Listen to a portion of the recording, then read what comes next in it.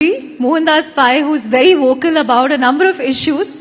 So are you in a good mood or a bad mood today? You're in a good mood. And Vivek Vadwa, who's come all the way from Silicon Valley. Thank you very much for talking to us. Before we get into the specific of the sports culture and sports economy, I want the three of you to give me an overview of the rapid digitization we have seen in India in the last 10 years. While there is room for improvement in many things, we must also acknowledge that we've come a long way from where we were in 2014. We have 800 million internet users. I think Dream Sports alone has 250 million users, registered users. UPI has taken off in a big way. So give us an overview of where we are, where we should be. Harsh, maybe you can start and Mr. Pai and Mr. Vadwa can join in. Thanks for having us here. I think we've been running Dream Sports for the last 18 years now. And I think the last 10 years have been completely transformative. Obviously, everyone should thank Jio, because Jio has truly changed the game in terms of mass adoption of data and really good high-speed internet available at your fingertips.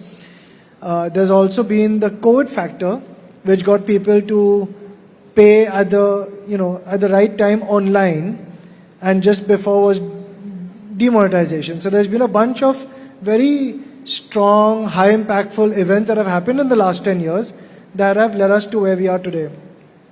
Speaking of sports, I think that we have an insane opportunity where we have almost 1 billion sports fans in this country, 800 million from the last I checked online watching sports.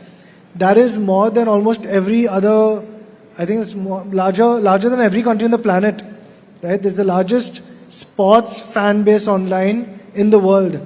And this moment is something that we can really, really utilize, because India is still a cricket country. Cricket is religion.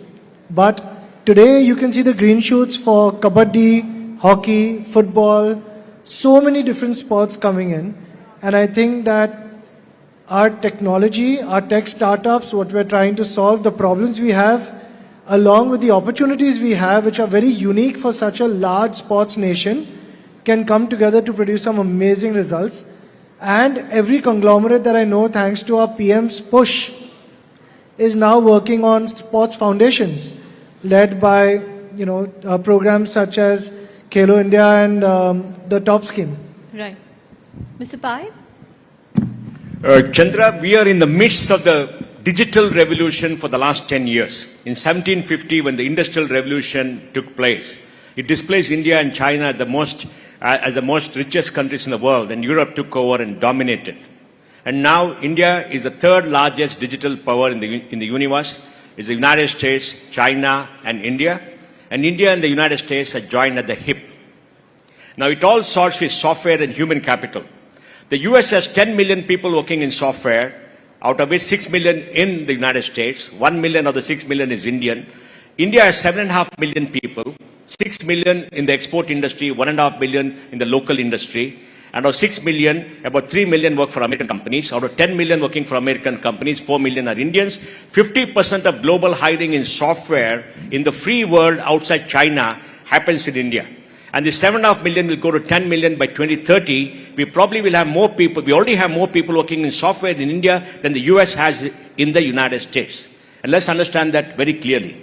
We exported $235 billion of software. We export more software than I think Saudi Arabia exports oil, unless the price goes up.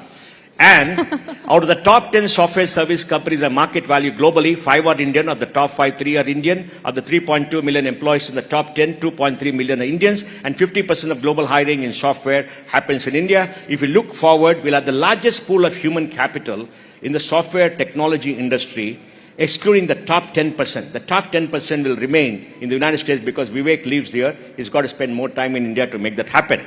Now, among startups, with the third largest system, 167,000 startups, 22 founded. We got 119 unicorns, unless something has become a unicorn today. The third largest pool of unicorns. They created $600 billion of value. In another 1 or 2 years, will go to maybe $1.5 trillion of value. And certainly, it's the United States, China, and India. Europe is far behind. Europe has become a digital colony of the United States. And India and the US are joined together. When AI comes, we're the largest pool of people trained on the use of AI. We don't have an LLM. We're not done that because there's no capital. Because what you are creating vertical AI, we're creating models, and every kid in Bangalore, when he has a startup, says, I'm AI first. Praxin says there are 7,500 AI first companies. I don't know whether they do AI, at least they're talking they do AI, which is fantastic. Now, when you look at the digital landscape in terms of mobile phones, we are there after China. Right. If you look at the amount of data, 32 GB of data per month as per Geo, and that is accelerating. 10 million Apple phones are purchased in India. We make, I think, 15 million or so. We export the balance. And I think if you go fast forward, you see tremendous change. Because now AI has come, quantum computing has come, hypercloud has come, the age of robotics has come, and in all that we need it. To grow a country, we need three things. One is human capital. We have them. And Vivek hopefully will talk about that because he rediscovered the quality of human capital in India, and he is an evangelist right now. Second is we need financial capital. We don't have enough financial capital. That's what I told Piyush Goyal. In the last 10 years, 2014 to 24, India invested $160 billion in startups and venture. China, $845 billion. America, $2.3 trillion. So Piyush should get us to get more money into deep tech startups, which Shireen has been promoting for 25 years. Shireen is the one who discovered startups, ran a program for 25 years. You've been doing it for 10 years in Bangalore. You have a very exciting life where you discover innovation almost every week and write about it. Now, I'm very excited. I've been in the industry since 94. I'm more excited today, working harder than ever before, because our office gets 700 startups coming for capital every month. We make 12 or 13 investments. As a family, we have investment in 35 funds. There are 500 startups, 50 deep tech startups. Right. It's very exciting what India is doing. It's unbelievable scale. We need more money. We need more capital. We invest $1 trillion in capex in our economy. We need to up that. And here is my last statement. Modi 1.0 was all about the bottom of the pyramid, correcting the mistakes of the past. And he spent 35 lakh crores on DBT and others and helped the poor. I think the poverty has come down to 2-3% or whatever it is. Modi 2.0 was all about infrastructure. State and center spend $250 billion in infrastructure. Modi 3.0 should be at the top of the pyramid on innovation, on R&D, fighting the battle in the digital revolution and become the dominant digital power. So I think it's very exciting.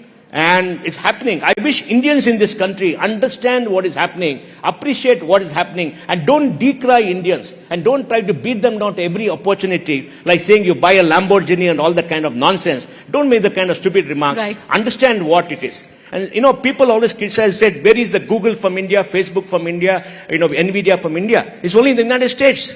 Because US has got a 32 trillion GDP. They spend $2.5 trillion on digital and IT. And, it's only there it can happen, not in Europe, not in Japan. Right. Before I get to Mr. Vadva, quick comment from you, Harsh.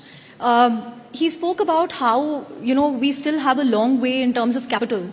As a startup that has operated here in 10 years, revenues of 6,000 crore, profitable, would you agree that capital is an issue, or is it in specific sectors? Is there more in consumer, less in deep tech? First of all, every time I hear Mohandas, it's like listening to Shankar Mahadevan's Breathless, except that there are numbers. Like, who needs AI when you have pi? There is AI and pi. So. Yeah, exactly, right? This is our India AI. No, but all jokes apart, I think that capital is not today a problem. At least from my perspective, I think that capital going into startups is not a problem. But if we want to do the kind of deep tech work that's going on in the US, even in China, we need billions of dollars of patient capital. And that is just... Where is that going to come from, Harsh? I honestly, from my perspective, I think that, you spoke about Google and Meta and Amazon and, even in China, we've had companies like Tencent, Baidu, Alibaba, Ali, whatever. Yeah.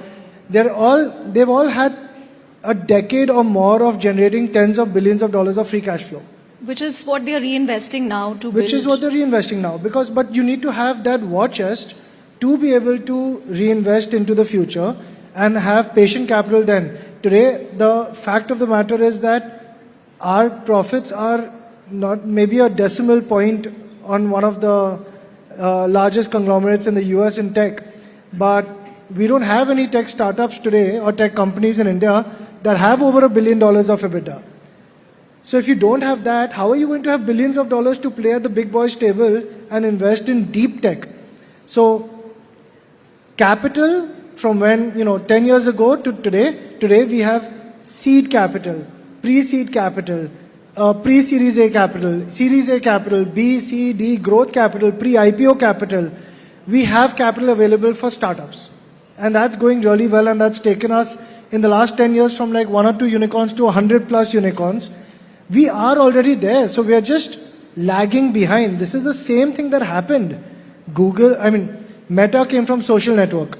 Amazon came from e-commerce. Even Tencent came from gaming. They all made their money from there, and then they were able to aspire to larger things with deep tech. India will get there. We just need a little bit of support and a little bit of patience. We are on our way. Right. Vivek, as someone I'm who... going to take equal time now. 3 points I'm going to make. Number one, I'll comment on the difference between Silicon Valley and here. Number two, I'll answer Mohan's question. Number three, I'm going to rip the shit out of all this deep tech nonsense. You folks don't even know what deep tech is. Everyone keeps saying India can't do it. You need billions of dollars. No, you don't do it. India can do it. So let's start with number one. I live in Silicon Valley. In Menlo Park, I would go hiking across the Route 280. And the moment I go 1 kilometer there, my internet stops working. There are no Wi-Fi towers. There's no internet access there. Where I live in Belmont right now, I've been dying to get fiber optic things. I can get something close to a gigabyte. Can't get it. Okay, you go around and then you go shopping, and they want credit cards. No digital currency, no digital anything. Here, everywhere you go, even beggars are taking QR codes, and they, that's literally what happened to me last trip over here. That this guy came up to me, he says, I forgot what his words were. He wanted to say, I said, I'm sorry, I don't have any cash. I didn't have any cash. He says, QR code, lelo. Silicon Valley, we can't even dream about anything like that. We have these old-fashioned credit cards. I have to have credit cards with me wherever I go. That's how primitive we are over there. And here people complain about the quality of their geo service. It's slow. My God, to me, it's lightning fast here. I can't believe how well everywhere I go, I have internet access. It costs nothing. Over there, my T-Mobile plan, if I exceed, so much a month, I start getting all these bills and warnings, and it costs a fortune to get a basic cell phone plan. Here, you get it for free, and you're complaining. All right, so don't don't get over the inferiority complex. You are much better off than Silicon Valley is as far as digital infrastructure goes. Number two, Silicon Valley hiring versus India. When I started Vionix, I was looking at starting in Silicon Valley. So I went to the VCs. I talked about that in my talk yesterday. And they were literally, when I mentioned I'm going to do my R&D in India, they were rolling their eyes. You're going to do machine learning, AI in India? What an idiot. And then when I talked about wanting to offer diagnostics for 100 rupees to the poor in India, it was like, why do you care about India? Why do you care about the poor? You can charge $1,000 a test here. And, so that's the attitude over there. Now, and then even here, Chris Gopalakrishnan, I respect him immensely, okay? He's one of the greatest entrepreneurs in the world, not only in India. But he said that, Vivek, you're going to have a hard time finding machine learning talent here. This is a deficiency that we have in India. Complete BS, my friend Chris. I've been able to find better ML talent in India than I could find in Silicon Valley, because I started interviewing graduates from Berkeley, from Stanford. First of all, the arrogance level of these graduates is off the charts. They want to know what perks you have. If I'm working from home, what can I do? They want if they can get free food delivery at home. They're more concerned about their perks. Starting salaries out of Stanford, $180,000, $200,000. One graduate wanted $250,000 starting salary just because he had a Stanford degree. It's just sort of ridiculous. I came over here, I happened to, this is about a year and a half ago, and I met one of my relatives who was graduating from Guru Gobind Singh College. And I said, what sort of salary are you looking for? I think he said 5 to 7 lakhs. I thought, okay, 5 to 7 lakhs a month. That's not bad. It was a year. A year. So these kids, IT companies, by the way, still pay 3.5 lakh per year. Mr. Pai will. I couldn't believe how low the salaries were. And within so we hired a bunch of interns and ML developers. Within 3 or 4 months, they're at par with the best in Silicon Valley. So AI talent in India is on par. Yeah, with the now best. the problem was that they didn't know how to use cloud computing. There were a few things missing from the curriculum over here because the schools still aren't up to date with the reality of the startup world. But the fact is, I could hire talent for 1/20th of the cost of Silicon Valley without the attitudes. And also, all of the hires, I said, well, what do you expect your workload to be every week? How hard do you expect to work? In Silicon Valley, they want 35 hours. And if they work more than that, it becomes a problem. These kids were saying, well, Narayana Murthy, this is when Narayana Murthy made this statement about 70 hours a week. He said he's inspiring us to work 70 hours a week. So I said, are you going to work 70 hours a week? Yes, sir. I mean, I was shocked. So rather than, them wanting perks and 28-hour work weeks, we're talking about kids getting practically nothing, wanting to work 70-hour work weeks. Right. So that's a big difference in hiring and culture. On the other point about deep tech, let's defer that so you can ask more questions, but we should talk about deep tech because I don't think these people know what they're talking about. I've done deep tech. If you go back, if you haven't seen my talk, go and watch the video of it on YouTube. I talked about building the deepest tech possible in India. Within 9 months, IIT Madras made breakthroughs that Silicon Valley has not been able to make in decades. I mean, in medical diagnostics, Theranos, go and read about Elizabeth Holmes and the $1.4 billion these idiots, Silicon Valley investors poured into it only to get fraud out of it. What I'm doing is 10x more ambitious than what Elizabeth Holmes did. And we did it for practically nothing. Right. We'll come to that, Mr. Badwa. Harsh, a lot was said on the positives, on how India is amazing in so many ways, whether it's internet access, which Silicon Valley seems to struggle with, whether it's AI talent, whether it's just the size of the opportunity and the scale. But what challenges do you find? I mean, you're in a sector that constantly finds itself in a regulatory maze, right? So what more can be done from the government in that perspective? And Mr. Pai, you can weigh in after Harsh because I'm sure you have strong views on this as well. But specific to your industry, Harsh, because now, you're a company that has huge revenue, booming profits, and then the government suddenly decides, okay, let's slap 28% GST. You have to live with that. Then a state government comes and says, this is not gaming, this is how we view it. So you sort of have to live with that uncertainty every day. What more can be done there? Yeah, so a couple of years ago when we had our GST changed by 3x, it was increased by 350% approximately. Of course, it was very hard to deal with. We had, overnight 30-40% of our revenue and 60-70% of our profits disappeared. But at the same time, it gave the whole sector a lot of legitimacy. It also cleaned up the bad actors. That's right. It also stopped a lot of bad actors who were genuinely taking advantage of a situation where they could get away with something. So I think a net positive is there for the players who have survived today. Through that, it is a net positive because now we have a lot more legitimacy, clarity, and the government's very happy with the tax collections. It's gone up by, I think, about 5x. GST collections have gone up from the industry from 3,000 crores to about over 15,000 crores now. And so now you have the good operators operating in the right way and the government's also getting their tax collections. However, yes, of course, we don't have regulations yet, which is a major issue for us. We have been waiting to get regulated. We are one of the only industries, I think, that is actually asking that please regulate us. I think that will help a lot. That's the next step towards our evolution, is to have a regulator like SEBI who can come in and clean up the gaming ecosystem and say this is right, this is wrong, and all the Indian entrepreneurs can then toe the line. So I think that's very important and very required today. Sorry, what else did you ask about? The uncertainty around different state governments taking action. And right, of course, when there's no central regulations, then state regulations kick in, and that's not fun to deal with, having to run from state to state and figure out everyone who's having their own regulations.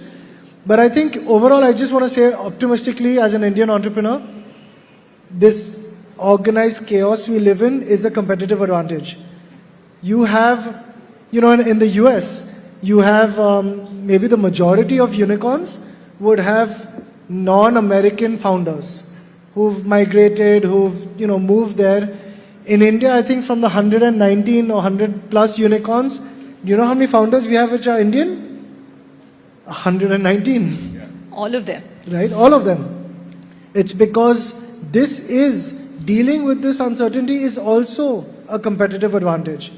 And so as an Mr. Pai is entrepreneur, vigorously shaking. I have to look at the optimistic side of things. Are you in a good mood today? But Chandra, look, I've been in business 40 years. I suffered regulatory oppression all those 40 years. After we got independence, one set of imperialists left this country, another set of brown imperialists took over in Delhi. They looked down upon the people.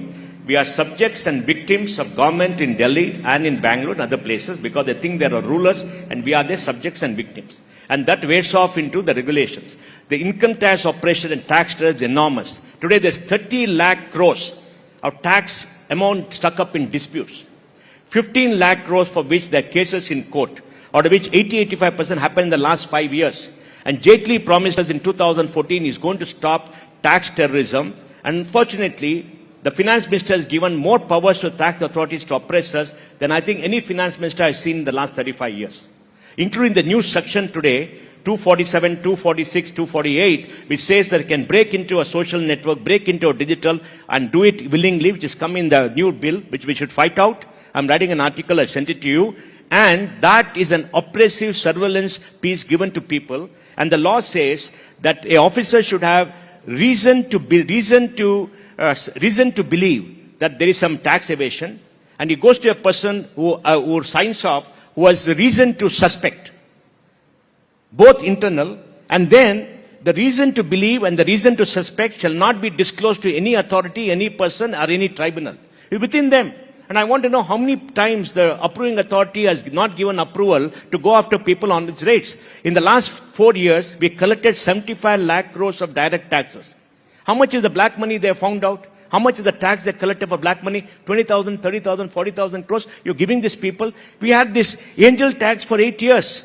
8 years. I've been to Prime Minister's office. They called me. They changed the law 3-4 times. Met the finance secretary. They did everything else. Every time they change the law, they give more powers because the political establishment is very weak. It does not look at all this. And I think that the saddest thing for this country is tax oppression. The officer can do whatever they want. They threatened me long back that they convert what we have as export profit into local income and do it and said go in appeal. Right. I'm telling you, it is really bad state that has to go. Second is RBI. The people in Mint Street, I want to put it on record, public, think they're the only people saving this country from all the marauders outside who want to take away India's foreign exchange. And everybody is a crook in this country except them.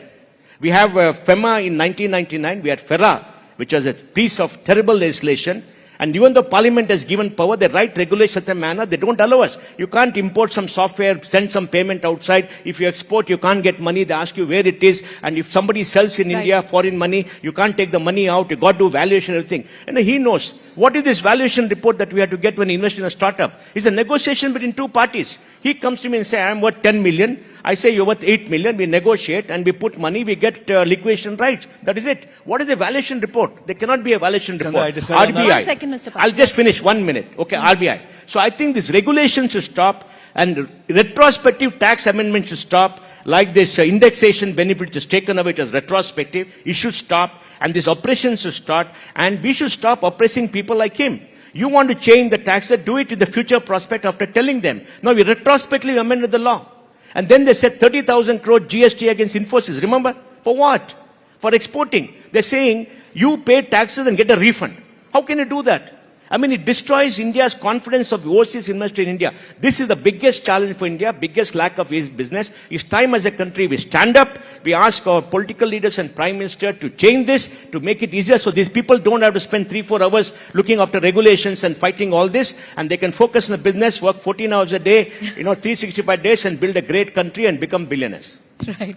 Mohan Just is right about 2 the minutes to go, regulations so Mr. Badwa, very quickly. Yes. Yeah, the regulations are out of control. I've decided I'm not going to take any more capital from India because it's such a nightmare trying to get Indian investors to invest in a Silicon Valley startup. I mean, 4 months I've lost on this, dealing with all the BS from the Indian government. So I don't need Indian money anymore. even though I love doing R&D here and everything else has been wonderful. Right. Harsh, what do you think can be done here? And, you know, Mr. Piyush Goyal's comments last week comparing India, China. As an entrepreneur, how do you view this? Do you think there are enough deep tech startups but not enough investment, not enough government support? Yeah, I think, look, I actually also agree with Vivek's view that a lot can be done. We've seen models around the world challenge the notion that there are billions of dollars or $100 billion required to play on that table. Today, the beauty of AI is that you can have a kid with a laptop, right? This is the first time that we're going back maybe 20 years since the dot-com era that we saw garage startups becoming Apple and Google and Microsoft and Meta. I think this is the first time, at least I've seen in 20 years, that is coming back.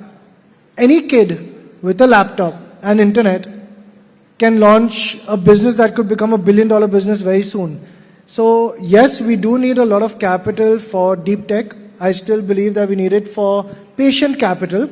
But on the other hand, you also have, there has never been a better time to start a startup. You have all the larger companies today struggling with AI because we have to literally undo the way we've been doing business and relearn and start it all over again. Whereas the newer ones are born into AI. Yeah.